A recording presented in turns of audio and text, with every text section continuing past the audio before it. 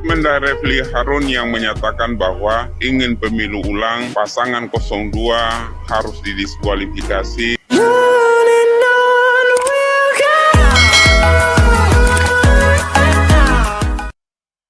Hai guys, balik lagi bareng aku Arisa. Apa kabar semua hari ini? Semoga selalu sehat ya. Yang terpenting juga selalu kesehatannya guys. Jangan lupa lo minum air putih banyak-banyak. Tapi jangan kebanyakan, nanti kembung bahaya ya. So video kali ini aku mau mereaction satu video ya. Ajak teman-teman untuk melihat kembali gitu satu video. Dan ini masih terkait dengan pemilu 2024 ya. Dan terkait dengan reaksi-reaksi netizen ya. Terkait satu topik begitu di tahun 2024 ya, pastinya tentang pemilu gitu ya guys ya. Dan di sini judulnya reaksi netizen pemilu harus diulang ya. Refly Harun ancam ajak masa apa ini duduki gedung. Oke, di sini terpotong guys ya.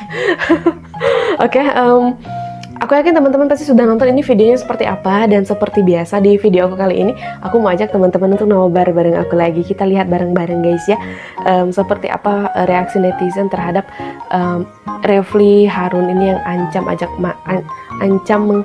akan mengajak massa duduki gedung DPR apa gedung apa ya, soalnya di sini kepotong guys ya. Karena aku juga, oh ya sebelum lanjut ke videonya guys, jangan lupa follow juga media sosial aku, ada Instagram, TikTok, fanspage Facebooknya aku, untuk link ada di kolom deskripsi, mempermudah teman-teman dalam pencarian. Kali aja ada teman-teman yang mau follow, silahkan monggo. Kalau enggak juga ya nggak apa-apa, di skip aja guys ya. Karena aku juga penasaran seperti apa, jadi kita langsung gas ke videonya. Coba tengok ya, orang-orang tersebut yang ada di 01 itu mayoritas pecatan menterinya Pak Jokowi. Kenapa dipecat? Kinerjanya kurang bagus ya. Akhirnya terbentuklah gerombolan sakit hati.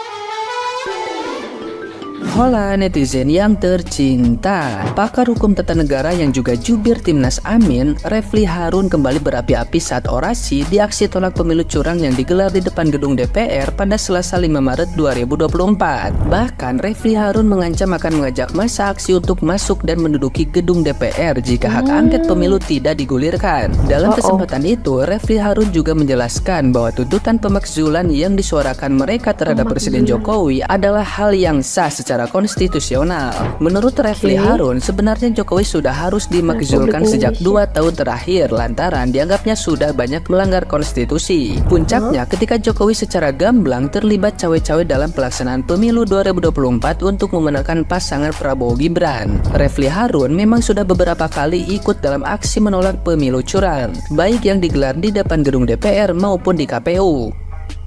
Nah, gimana nih menurut netizen yang terhormat? Silahkan berkomentar ya. Oke. Refly Harun mantan 2 kali komisaris yang dipecat Pak Jokowi.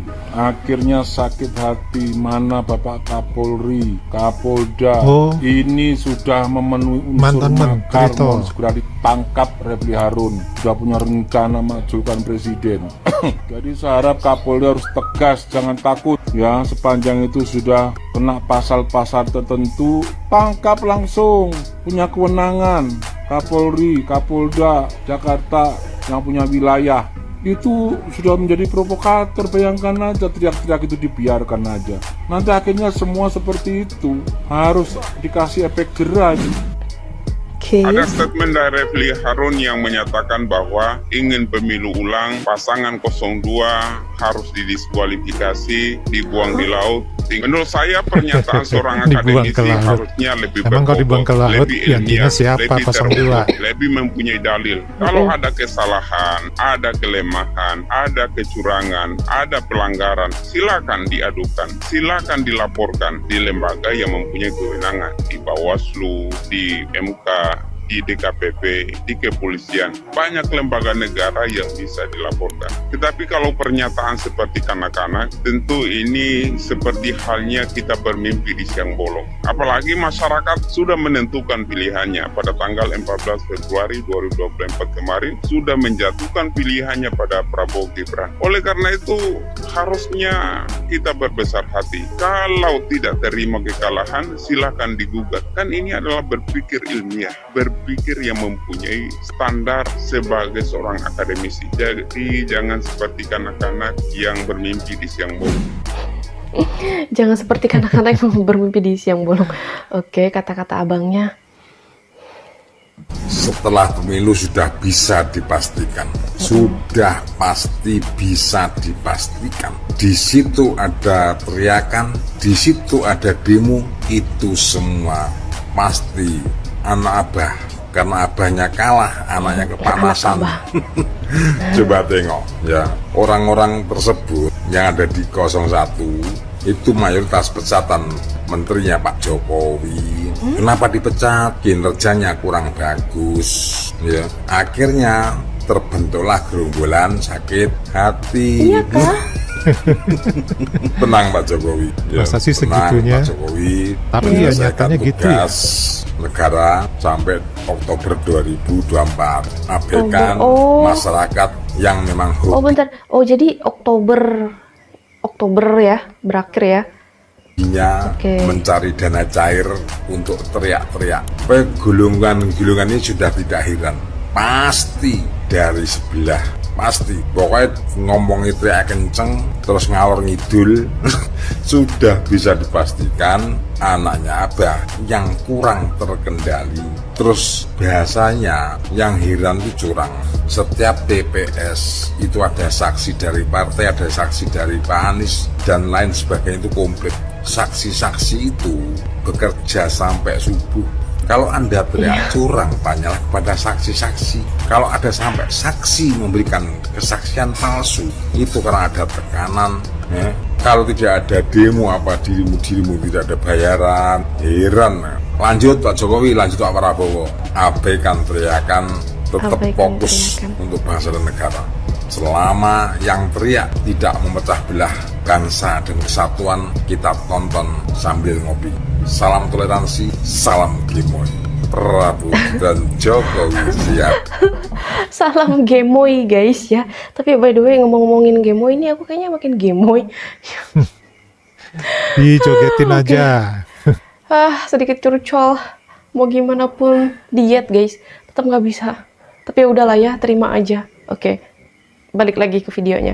Saudara, kita lihat ya, dua pakar hukum tata negara. Yang satu saya nggak percaya ya, Refli Harun, reputasinya sangat diragukan. Yang kedua, Bapak Jimli Asidik, itu reputasinya sangat bisa dipercaya. Yang satu, Refli Harun, dipecat 2 kali jadi komisaris Jasa Marga. Yang satu lagi komisaris Pelindo.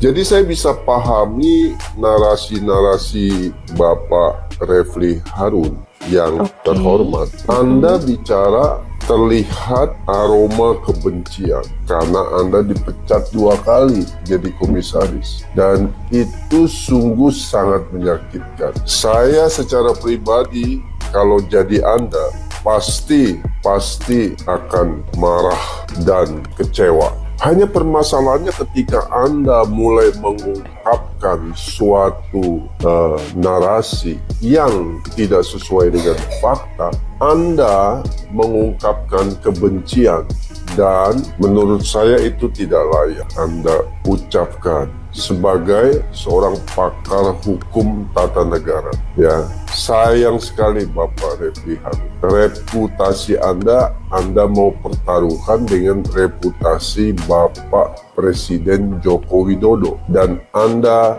mau bertaruh dengan Bapak Jimli Asidik.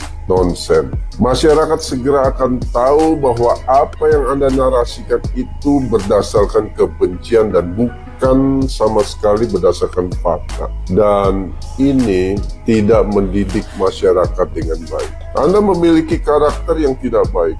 Bagaimana mungkin Anda berbicara sebagai bagian dari society masyarakat kita, bangsa Indonesia? Anda tidak mendidik generasi muda, masyarakat. Anda dipenuhi dengan rasa benci yang luar biasa kepada Bapak Joko Widodo. Dan tentunya Anda akan mengalami akibat. Reputasi Anda makin tidak bisa dipercaya. Dan kalau ini terus Anda lakukan, saya kok yakin bahwa Anda akan tenggelam nama baik Anda. Di dalam podcast-podcast yang saya lihat, Anda kan selalu mengundang orang-orang yang menjadi pembencinya Jokowi. Padahal Anda 2 kali duduk jadi komisaris dan dipecat oleh Bapak Jokowi melalui Erick Thohir. Ya, melalui Rini Sumarno. Dan ini sungguh sangat memalukan. Masyarakat harus tahu bahwa Anda dipecat 2 kali dan sekarang begitu bencinya, makanya Anda terus menarasikan hal-hal yang tidak baik. Saudara, netizen kita bisa lihat apa saja pribadi-pribadi yang muncul di sosmed yang kita lihat di dalam penampakan hari-hari ini. Mereka rata-rata tidak memiliki reputasi yang relevan, yang tidak punya reputasi yang baik. Bagaimana mungkin melakukan penghakiman kepada seorang Joko Widodo, presiden yang begitu berprestasi, diakui, mendapatkan approving rate 80 sekian %. Saya hanya menyarankan Refli Harun, Anda sadar, Anda harus bertobat. Sudahlah, makin banyak bicara, orang Benar makin itu, harus lihat bertobat. bahwa Anda buruk sekali. Sama dengan buzzer-buzzer yang lain. Anda terlihat seperti buzzer-buzzer dari 0103. Atau Anda menjadi bagian dari orang-orang yang tidak membangun society kita yang dengan lebih baik. Sayang sekali, Refli Harun. Wah, selesai guys.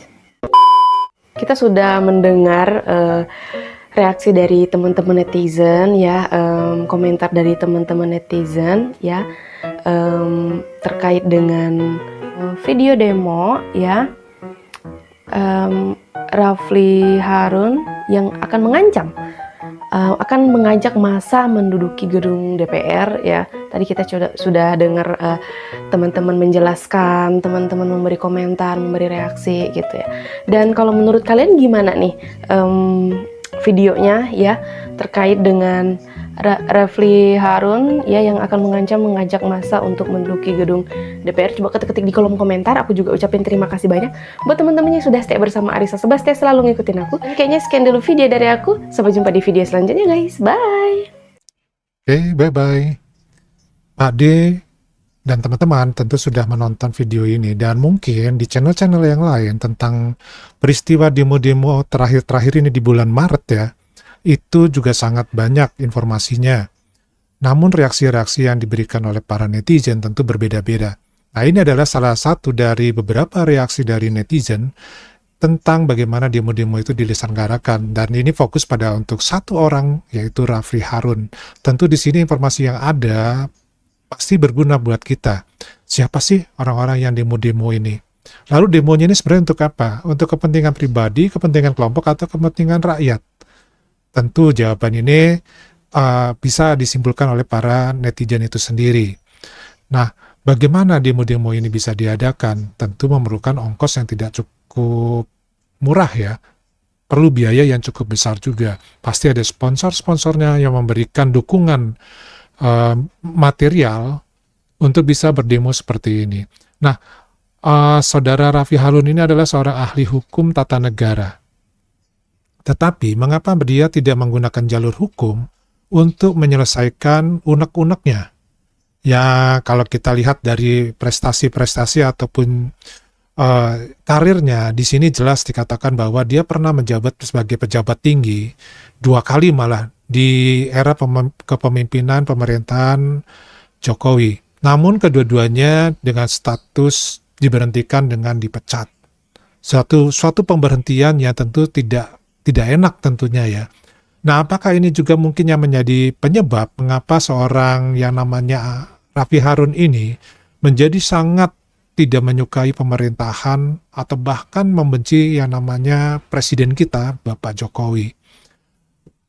Hal ini tentu akan menimbulkan reaksi terhadap apa yang telah dilakukannya dengan cara yang kurang elegan, yaitu mengadakan demo. Yang demonya yang Pak didengar itu adalah berjilid-jilid ya. Nah, kita akan ikuti aja demo ini. Nah, kali ini demonya katanya mengatakan bahwa akan menduduki gedung DPR RI. Apakah tujuan itu bisa terlaksana? Kita lihat aja nanti. Tapi kalau menurut Pak D pribadi, untuk bisa menduduki gedung DPR RI tidak semudah itu. Karena di zaman era modern sekarang, orang ataupun masyarakat sudah menyadari siapa yang menjadi pemenang dalam sistem pemilu tahun 2024 ini adalah pilihan rakyat secara mayoritas.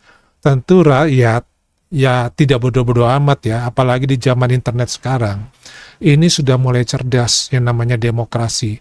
Sudah mulai cerdas mengenai hak untuk memilih secara pribadi dengan kemerdekaan berpikir, kemerdekaan rasa, dan inisiatif untuk memilih siapa yang cocok menjadi pemimpin negeri ini untuk tahun 2024 sampai dengan 2029. Nah, tentunya hal ini perlu kita waspadai. Demo-demo seperti ini sebenarnya tidak mendidik. Namun, inilah yang namanya fakta. Bahwa di dalam suatu perkumpulan masyarakat, suatu negara, pasti ada yang suka, ada yang tidak suka. Dan kebetulan yang tidak suka ini mengadakan demo. Dan ini akan menjadi suatu pembelajaran buat masyarakat juga. Apa sebenarnya demo seperti ini penting atau tidak penting? Ya, itu kembali lagi masyarakat yang akan menilai. So, teman-teman, daripada ini aja, kita saksikan bareng-bareng jilid-jilid demo yang ada. Kita coba nanti memberikan reaksi terhadap demo-demo tersebut. Ya, seperti apa dan sebesar apa pengaruhnya terhadap demokrasi di Indonesia saat ini. Daripada itu aja, wassalamualaikum warahmatullahi wabarakatuh.